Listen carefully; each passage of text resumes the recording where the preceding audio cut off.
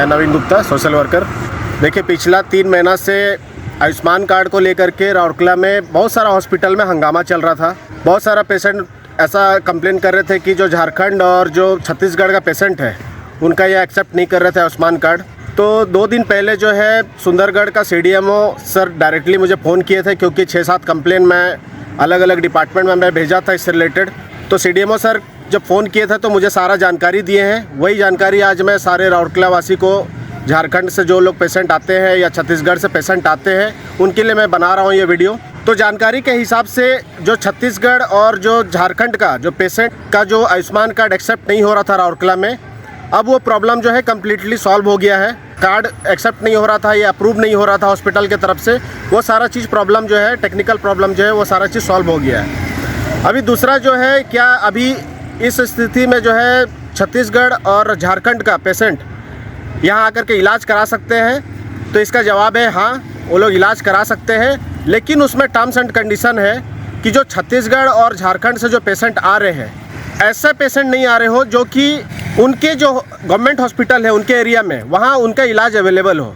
और इस कैटेगरी में कौन कौन सा एक्सेप्शन में आता है, मैं उसका डिटेल्स में थोड़ा बता देता हूँ आपको। जैसे कि नॉर्मल डिलीवरी हो गया, मलेरिया, डेंगू, हार्निया, हाइड्रोसील या फिर जनरल फीवर, जो कि जनरल है, जो कि आपका पास का कोई भी सरकारी हॉस्पिटल में उसका इलाज अवेलेबल है, उसके लिए आप लोग जो है यहाँ आयुष्मान कार्ड लेकर के राउरकेला मत आइए। और यहाँ पर इलाज वहाँ पर होगा नहीं, क्योंकि वो एक्सेप्ट नहीं किया जाएगा हॉस्पिटल की तरफ से और वो अप्रूव भी नहीं होगा आपका। लेकिन जो भी बड़ा बीमारी है जिसमें सीरियस है पेशेंट, उसके लिए जो है झारखंड और छत्तीसगढ़ से पेशेंट यहाँ आकर के इलाज करवा सकते हैं, उसमें किसी भी तरीके का प्रॉब्लम नहीं होगा। दूसरा, जो सबसे बड़ा हॉस्पिटल की तरफ से एक कंप्लेन आ रहा था कि जो उनको पेमेंट नहीं मिल रहा है, तो उसका जानकारी देते हुए CDMO सर बताए कि अभी वो सारा प्रॉब्लम जो है पेमेंट का, जो हॉस्पिटल को नहीं दिया जा रहा था, वो सारा पेमेंट का प्रॉब्लम सॉल्व हो गया है। अभी हॉस्पिटल को हर 15 दिन में पेमेंट दिया जा रहा है और बीच बीच में भी पेमेंट दिया जा रहा है। तीसरा जो प्रॉब्लम बता रहे थे कि जो यहाँ पर जो डिस्चार्ज के टाइम या फिर आपका हॉस्पिटल में जब एडमिशन कर रहे थे आयुष्मान कार्ड को लेकर के, उस समय में अप्रूव होने में बहुत टाइम लग रहा था। तो CDMO सर का बोलना है कि डिस्चार्ज के समय भी कोई भी अप्रूवल का कोई भी उसमें कॉन्सेप्ट नहीं है। तो जो भी हॉस्पिटल बोल रहे हैं कि नहीं डिस्चार्ज में आपका अप्रूवल नहीं आ रहा है, वो बिल्कुल सरासर गलत बात बोल रहे हैं। जो एडमिशन होता है उसके लिए यहाँ पर अप्रूवल का सिस्टम है। किसी किसी केस में 3 घंटा लग जाता है, किसी किसी केस में जो है तुरंत ही इंस्टेंटली भी यहाँ पर जो है आपका अप्रूव हो जाता है। छत्तीसगढ़ और जो झारखंड का पेशेंट आते हैं, वो लोग पहले सारा चीज़ हॉस्पिटल में आकर के अपना कार्ड को वेरीफाई करवाने के बाद में ही आप पेशेंट को लेकर के आइए, क्योंकि बहुत सारा केस में क्या हो रहा है कि पेशेंट लेके आ जा रहे हैं, यहाँ पर अप्रूव का प्रॉब्लम हो रहा है, फिर हंगामा और लड़ाई हो रहा है यहाँ पर हॉस्पिटल। देखिए, आयुष्मान कार्ड को लेकर के और एक सबसे बड़ा प्रॉब्लम देखा गया है कि बहुत लोग कंप्लेन करते हैं कि जो ये आयुष्मान कार्ड चल रहा नहीं है, इसमें ये कोई काम का नहीं है और ये एक्टिव नहीं है। तो उस कंडीशन में मैं सभी आयुष्मान कार्ड होल्डर को मैं बताना चाहता हूँ कि आयुष्मान कार्ड को जो है एक्टिवेट कराना, उसको KYC करके रखना आपका जिम्मेदारी है।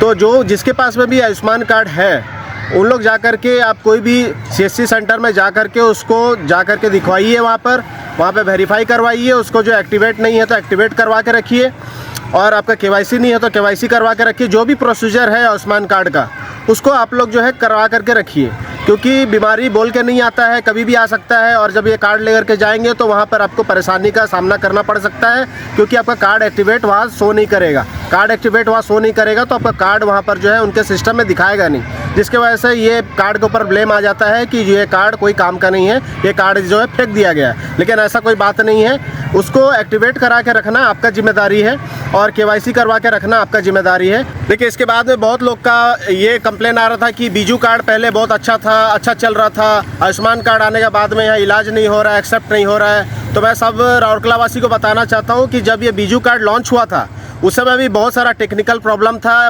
पेमेंट का प्रॉब्लम था, बहुत सारा प्रॉब्लम था। उस समय भी जो है मैं ही वो हाईटेक हॉस्पिटल में बहुत बड़ा हंगामा हुआ था, और मैं ही जाकर के वहाँ एक मीडिया चैनल्स के साथ में वहाँ पर ये इशू को रेस किया था। उसके बाद आपका सुंदरगढ़ से एक टीम आकर के वो सारा चीज़ सॉल्व हुआ था। तो ऐसा कुछ नहीं है कि बीजू कार्ड और आपका आयुष्मान कार्ड में जो है बीजू कार्ड बहुत अच्छा था और आयुष्मान कार्ड बहुत ख़राब है। कि अगर बीजू कार्ड और आयुष्मान कार्ड को कंपेयर करेंगे तो आयुष्मान कार्ड में जो है आपको ज़्यादा फैसिलिटी मिल रहा है, इसीलिए क्योंकि यहाँ पर जितने भी हॉस्पिटल्स है उसमें बहुत सारे हॉस्पिटल में यहाँ एक्सेप्ट किया जा रहा है। बीजू कार्ड में जो है सिर्फ 2 हॉस्पिटल में एक्सेप्ट किया जा रहा था, जहाँ तक मुझे जानकारी है, वो हाईटेक और जेपी हॉस्पिटल में। लेकिन यहाँ अभी राउरकेला में अपोलो से लेकर के सारा बड़ा हॉस्पिटल जितने भी है, सभी बड़ा हॉस्पिटल में यहाँ पर जो है एक्सेप्ट किया जा रहा है। पेशेंट लोग को जो है यहाँ पर बहुत सारा वाइड रेंज का, मतलब जिनको जहाँ पे सुविधा मिल रहा है जिस हिसाब से उन लोग जाकर के इलाज करा पा रहे थे। अभी बीजू कार्ड में और एक प्रॉब्लम क्या था कि जो है उनका पेमेंट का सिस्टम जो सरकार रखी थी वो बिल्कुल भी अलग हिसाब का था। बीजू कार्ड में क्या हो रहा था कि कोई सोच लीजिए 1 लाख का भी इलाज कराए हैं तो हॉस्पिटल अपना मनमर्जी के हिसाब से वहाँ पर 3 लाख 4 लाख 5 लाख जितना भी मनमर्जी होता था उसमें जो है वो लोग बिल बना देते थे और उनका पेशेंट का कार्ड से वो चीज़ को कट जाता थे। लेकिन ये जो आयुष्मान कार्ड है इसमें बहुत ही स्ट्रिक्ट है और जितने भी इलाज करते हैं उनके हिसाब से ही सारा चीज़ को बिल किया जाता है और वेरीफाई होने के बाद में ही आपका हॉस्पिटल को बिल दिया जाता है। तो इसमें क्या होता है कि पेशेंट का जो 5 लाख का जो टोटल जो उनको बेनिफिट दिया गया है उसमें तुरंत उसमें पैसा ख़त्म नहीं होता है। जो पेशेंट का जो बाकी फैमिली का जो इलाज करने का टाइम होता है उसमें पेमेंट में पैसा अवेलेबल रहता है कार्ड में। देखिए सीडीएमओ सर के साथ बात करने के बाद में ये भी पता चला है कि सभी राउरकेला का हो या उड़ीसा का सभी हॉस्पिटल को डायरेक्शन दिया गया है, ये जो आयुष्मान कार्ड है इसमें जितने भी रूल्स रेगुलेशन है उसको स्ट्रिक्टली वो फॉलो करें। उनका एक डेडिकेटेड उनका हेल्प डेस्क भी बनाया गया है हर एक हॉस्पिटल में।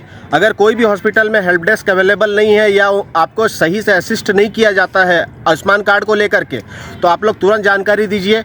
ये वीडियो के लास्ट में मेरा भी नंबर दिया गया है और बाकी न्यूज़ के माध्यम से भी आप कांटेक्ट करके आप दे सकते हैं जानकारी। तो हॉस्पिटल को स्ट्रिक्ट ये इन्फॉर्मेशन दिया गया है, इंस्ट्रक्शन दिया गया है कि जो है आपको जितने भी रूल्स रेगुलेशन है आयुष्मान कार्ड को लेकर के उसको जो है आपको स्ट्रिक्टली फॉलो करना पड़ेगा। अगर वो चीज़ के लिए आता है कि पेशेंट को डायरेक्टली मना करते हैं छत्तीसगढ़ का पेशेंट या फिर झारखंड का पेशेंट को कि जो है आपका नहीं लिया जाएगा और बट आपका जो पेशेंट जो है बहुत सीरियस है, तो उस कंडीशन में भी बोला गया है सीडीएमओ ऑफिस की तरफ से कि जो है आप तुरंत उसका जो है जानकारी हमें दीजिए और हम स्ट्रिक्ट से स्ट्रिक्ट उनके ऊपर कार्रवाई करेंगे और ये जो भी प्रॉब्लम होगा उनको हम सॉल्व करेंगे। तो अभी किसी को भी आयुष्मान कार्ड में डरने का ज़रूरत नहीं है। जो पेशेंट झारखंड से और छत्तीसगढ़ से भी आ रहे हैं वो लोग भी इलाज करने में बिल्कुल भी यहाँ पर इलाज करवा सकते हैं और किसी भी तरीके का जो है प्रॉब्लम किसी को फेस नहीं होगा। और आगे किसी तरीके का भी इशूज़ आता है आयुष्मान कार्ड को लेकर के तो आप लोग तुरंत जानकारी दीजिए। ये मेरे वीडियो के लास्ट में मेरा फ़ोन नंबर भी है, डायरेक्टली हमें जानकारी दीजिए कि ये हॉस्पिटल के तरफ से इस तरीके का एक्सेप्ट नहीं किया जा रहा है या फिर इलाज में कुछ देरी किया जा रहा है या अप्रूव का लेकर के कुछ प्रॉब्लम हो रहा है, उसका हम लोग जो भी आगे के लिए सॉल्यूशन करेंगे। धन्यवाद।